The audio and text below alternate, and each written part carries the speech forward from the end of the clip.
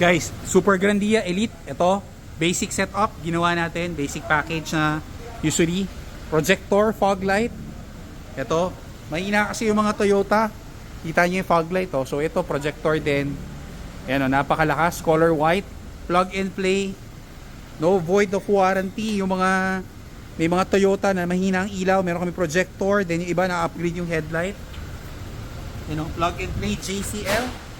Yun na yung fog light. Oh. Dati, pag binuksan nyo, hindi malamang umaabot doon. So ito, solid na solid. Then nilagyan natin siya ng rain visor. Ito yan, nilagyan natin. Then to, sorry, bagong bago. Nakpan lang natin.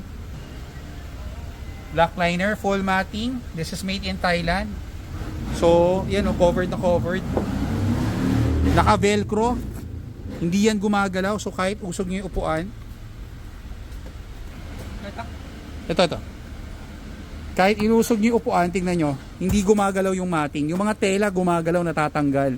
So pag bumababa, nahuhulog yung tao, medyo delikado talaga siya. So ito, black liner, ultra. Then ito, kinabitan natin siya ng 3-way camera. So harap, likod, pati loob, pati yung mga driver, pati mga passenger. Recorded yung video.